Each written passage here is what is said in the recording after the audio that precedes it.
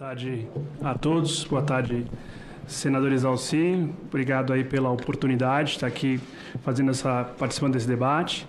Queria cumprimentar também o deputado Vitor Lippe, que tem apoiado o setor, está aqui presente, fazendo presente, a procuradora Lana e os demais debatedores aqui do painel. Então, agradecer pela oportunidade de falar um pouquinho do setor de telecomunicações, da essencialidade dos nossos serviços. Então, por que a gente tem apoiado essas emendas para a reforma tributária. Trouxe uma breve apresentação aqui da Telcomp, eu vou passar rapidamente porque o tempo é curto. Basicamente, nós representamos aproximadamente 60 empresas do setor de telecomunicações. Precisa entender que o setor é um setor diverso. A gente tem mais de 20 mil prestadores de serviços de telecomunicações no país. Então, se de um lado tem 4 grandes empresas, a gente tem aproximadamente 100 empresas de porte médio. Dessas 100 empresas, aproximadamente 60 delas a Telcomp representa. E na ponta a gente tem mais de 20 mil prestadores, aproximadamente 7 mil deles reportam acessos os serviços à Anatel e o restante prestam serviço e tem um grau de informalidade alto, fruto inclusive da questão de renda do nosso país. Avançando aqui para que todos possam entender, o setor telecom é diverso.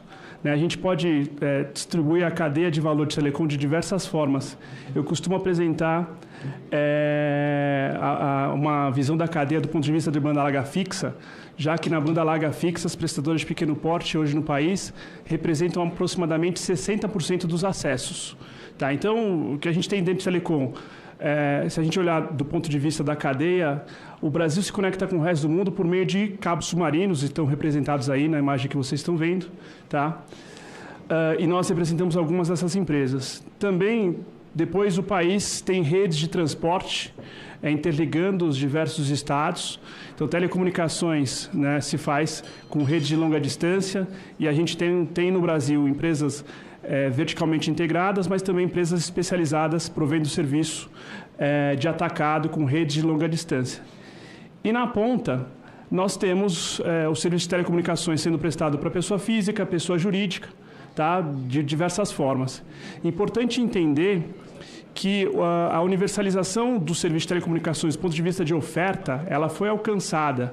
Então, assim, onde quer que as pessoas estejam, hoje existe uma grande operadora, uma empresa média ofertando serviços ou uma prestadora de pequeno porte ofertando serviços de telecomunicações. Então, de alguma forma, a gente alcançou, especialmente agora com o leilão de 5G, endereçou os últimos gaps de oferta. Né? Tem talvez alguma dificuldade em algumas rodovias, mas assim, a oferta do serviço de telecomunicações, onde a população está concentrada, ela se faz presente. O grande drama nosso é a demanda, né? Quer dizer, é um serviço essencial, só que tem um lugar que as pessoas não têm renda e a gente está falando aqui de um mecanismo de cashback justamente para beneficiar as classes D e E. Então, eu não vou repisar nos argumentos que foram apresentados aqui pelos colegas Marcos Ferrari da Conexis e Rodrigo Schuch da ANEEL, mas justamente mostrar um termo interessante. No caso das cidades de pequeno porte, né, com 30 mil habitantes ou menos, o acesso à internet hoje é oferecido basicamente por prestadoras de pequeno porte. Tá? Muitas optantes do Simples, outras que trabalham de maneira informal, e o salto do Simples para o lucro presumido e lucro real é tamanho que a gente tem uma proliferação de empresas no Simples. Isso é uma disfunção que a gente precisa combater e entendemos que dentro da estratégia de cashback, a gente pode ser, de alguma forma, bem sucedido em combater essa disfunção, porque isso é uma disfunção em termos, inclusive, de competição no nosso setor. De um lado, você tem empresas que estão no lucro real, lucro presumido, pagam impostos, recolhem contribuições. Do outro lado, você teria até um grupo de empresas no Simples que teria legitimidade para estar no Simples, mas o salto do Simples para o presumido é tamanho que a gente sabe de grupos econômicos que têm 10, 15 empresas no Simples. Por quê? Porque se tornar lucro presumido real, o salto é enorme. Dito isso, a Telecom, né, acho que já é chover no molhado, tem sido considerado serviço essencial, desde um julgado do STF de 2019. Também depois o próprio Congresso entendeu que tinha que ter uma lei a esse respeito e a Lei 194 de 2022 trouxe essa questão da essencialidade do serviço de telecomunicações. Tivemos julgados no Supremo Tribunal de Justiça e, inclusive, a Covid, a pandemia, trouxe essa essencialidade, ela aflorou na medida que foi o setor que possibilitou que a sociedade continuasse funcionando. Então, a gente está aqui para justamente apoiar as emendas que foram apresentadas pelos senadores Eduardo Gomes e o Isalci, que está presidindo essa audiência, tá? Para que seja aplicado restituição de cashback 100% para a CBS e 20% para a IBS. Como foi mostrado aqui, o impacto é quase nulo. Tá? A gente está falando de uma parcela da população que não teria acesso a esse serviço que é essencial. A gente está falando de uma parcela da população que hoje, quando ele usa o pré-pago, no dia 10 do mês acaba o crédito. E aí a gente tem o quê? Um caçador de Wi-Fi. O coitado está lá, não tem acesso à internet, ele caça o Wi-Fi onde quer que esteja. Só que o Wi-Fi, às vezes, está disponível numa área de renda mais alta. Então, nas comunidades, nas favelas, em lugares mais ermos, ele não tem outra situação.